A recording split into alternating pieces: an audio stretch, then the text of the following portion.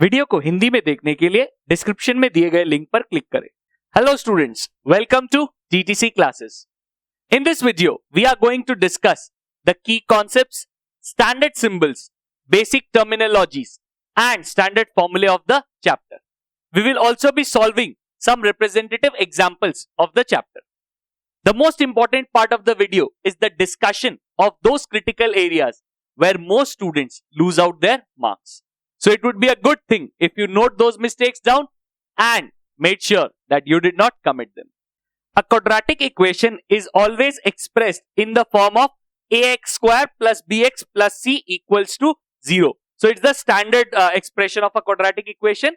To solve it, we can apply one of the following methods. So we are discussing only two methods. There are a bit more methods, but we are only interested in these two methods. The first method is called middle term factorization. We have done it quite a lot of times in class 8 and 9. So it is not a big problem. But the second method, Sridhar Acharya's formula, also known as quadratic formula or Sridhar Acharya method, is introduced for the first time in class 10. So you need to be very thorough with this one. So the formula states that if the equation is expressed in the form of ax square plus bx plus c equals to 0, we can extract the values of a, b and c, and using those values, we can solve the value for x. So x equals to minus b plus minus root over b square minus 4ac whole divided by 2a. Applying this formula, we can get two values of x. One which will be minus b plus root over b square minus 4ac whole divided by 2a, and the another one will be minus b minus root over b square minus 4ac whole divided by 2a. Nature of the roots is the second topic of the chapter. This topic includes that without calculating the roots. What are the roots? Roots are basically these two values of the equation. So basically the solution to the equation is what we call roots. So without calculating the roots, I will not put an effort to calculate the root. I will simply try to find what type of root it is. So for that we need to calculate another term that we call discriminant. Discriminant is that particular expression that discriminates between the roots. So basically b square minus 4ac is the discriminant, because if the value for discriminant is greater than 0, that simply means here we will have a substantial real value. So root over something will give you some value. It might be a proper integer or it might have fractions and decimals, but it will be a real value. So therefore minus b plus that real value will give you a certain value, and minus b minus that real value will give you a different value. So therefore the roots will be distinct, that is not equal, and obviously real roots. But if the value of d is equal to 0, then we will have minus b plus minus 0, which means nothing. So minus b divided by 2a will be both the roots. So therefore we say the roots are equal and real. So we have two equal and real roots. And the third one, if d is less than 0. So if the value of discriminant is less than 0, that means root over discriminant does not exist. So therefore, because we cannot have negative numbers beneath the root. So therefore, there are no real roots. So the roots are unreal numbers, that is no real roots. Solve the equation 5x square minus 3x minus 4 equals to 0 and give your answer correct to part 1, 3 decimal places, part 2, 3 significant figures. As per the rules, we copy the given equation, that is 5x square minus 3x minus 4 equals to 0, and we mark it as equation 1. On comparing equation 1 with ax square plus bx plus c equals to 0, that is the standard form of quadratic equation, we get the values of a, b and c. Here the value of a is the coefficient of x square, that is 5. The value of b is the coefficient of x, that is minus 3. And the value of c is the constant term, that is minus 4. So now we need to substitute the values in the formula, because we have to calculate the value of x in decimal points, and we cannot use middle term factorization for that. So to calculate the value of x, I prefer to calculate discriminant before getting into the formula. For me, it just makes it look neat. You can directly put the formula, substitute the values and solve it here only. I just feel it just looks neat. So therefore, I calculate it beforehand. What I do is I write discriminant b square minus 4ac equals to and substitute the respective values. So minus 3 square minus 4 into 5 into minus 4. So therefore 9 minus into minus plus 5 into 16, that is 80. So 80 plus 9, that is 89. To make it a bit more simpler, I prefer to calculate the value of root here only. So I just simply put the root afterwards to make it look pretty neat and less imposing on us. To calculate the value of root 89, you can employ one of the two methods. The first method is by calculating the value of root 89 from the previous formulas that we already know, like the long division method. So we'll have to calculate it by the old school way. Or you can use the 4-figure mathematical table that has been provided to you in the exam. So in the exam, you can look up the values, the square roots till 100 numbers, like 1 to 100 is given there. So therefore, from the 4-figure mathematical table, use the square root of 89. That is 9.434. Obviously, it's an approximate value. So write approx. You will use till 3 decimals because the question states that. And I think the values are given in 3 decimals only. So now I'll substitute the respective values. X equals to minus b plus minus root over b square minus 4ac whole divided by 2a. So minus of minus 3 plus minus the value of root over discriminant is 9.434 divided by 2 into 5. So 3 plus minus 9.434 whole divided by 10. Now we separate the plus and minuses. So either x equals to 3 plus 9.434 whole divided by 10, that is 12.434 whole divided by 10, that is 1.2434. Or x is equals to 3 minus 9.434, that will give me 6.434, which implies divided by 10 will give me 0.6434. Now the question asks us to give the answer in two formats. One is up to 3 decimal places and the second part is up to 3 significant figures. So for the first part, it's very easy. We need to round off. Since there are 4 decimal places in each of the following, we need to round off the last decimal place. So while rounding off 4, we need to remember, since this is a value that is below 5, any value that is 5 or above 5 in the rounding off gives off dies off and gives a plus 1 to the remaining value. But since this is below 5, so it will have no effect on the rounding off and the answer will be 1.243. Had it been 6 or something else, the answer would have been 1.244. So any value between 5 and 9, the value, the last number will get a plus 1 bonus. Or till 3 decimal places, so we'll round off the 4 and the answer will be minus 0.643. Now, next point is 3 significant figure. What is a significant figure? First thing we do is, while calculating significant figures, is remove the decimal in your mind. So in your mind, you forget that there is a decimal. And then you feel first three significant figures are those figures, removal of which will cause a change in the number. That means if I remove 1, then the number will become 2434. That is obviously different from 12434. So therefore, 1 is a significant figure, 2 is also a significant figure, 4 is also a significant figure. So 3 significant figures means we'll have to take it till here. So we'll first round off 4 and then we'll round off 3. So we get 1.24 as the answer.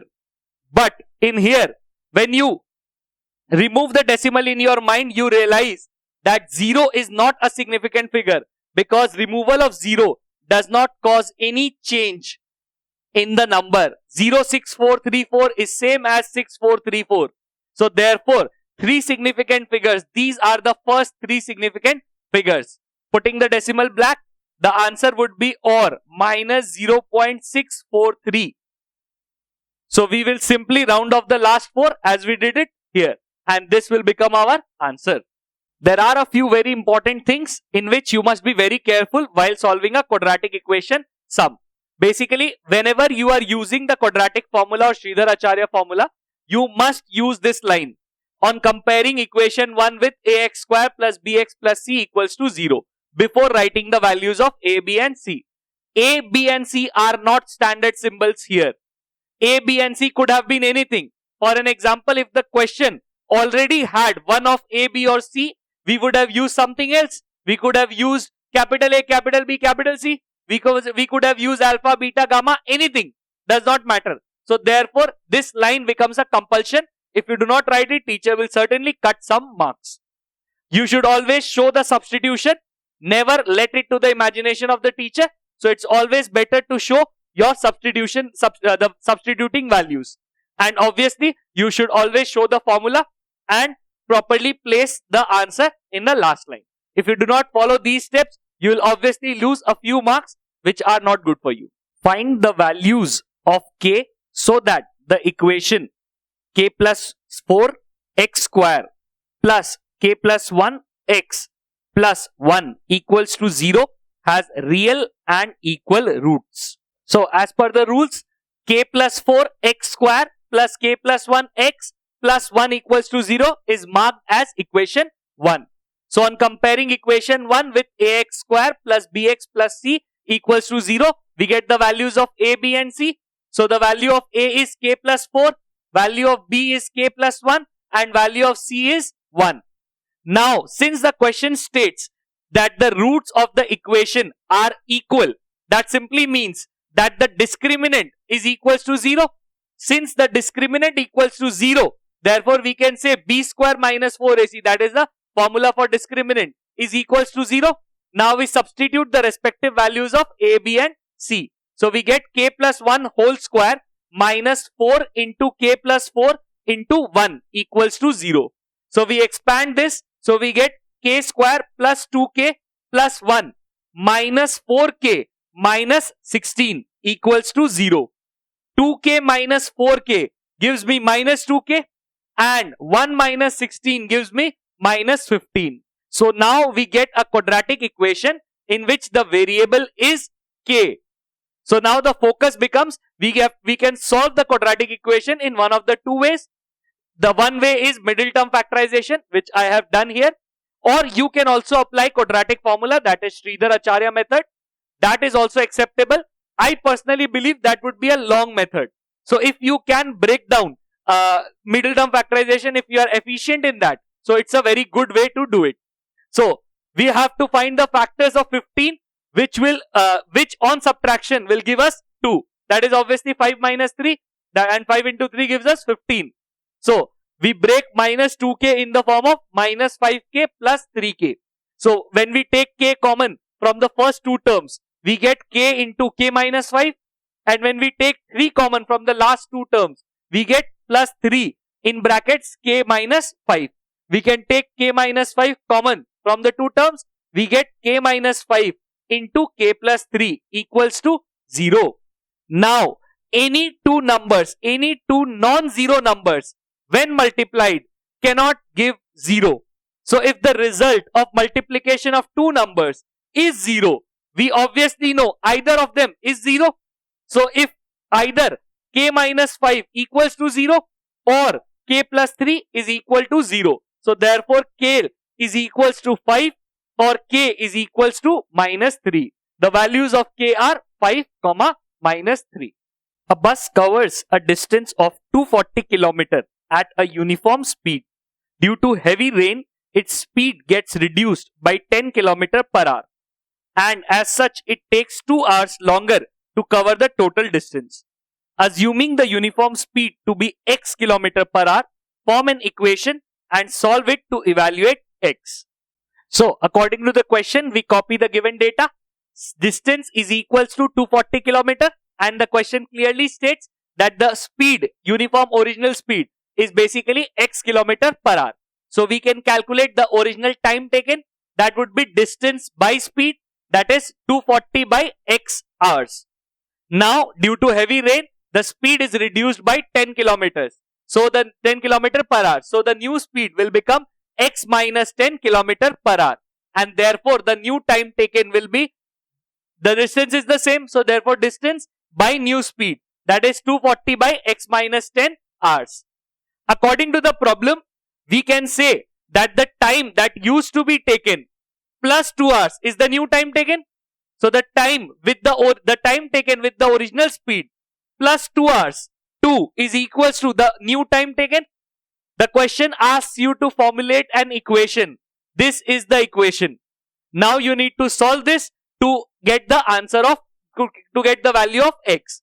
Even if you leave the question here, you will get a few marks, not to worry. But obviously to solve x, you have to formulate an equation. So now I prefer transposing 240 by x to the right side so that all the x's are in the same place.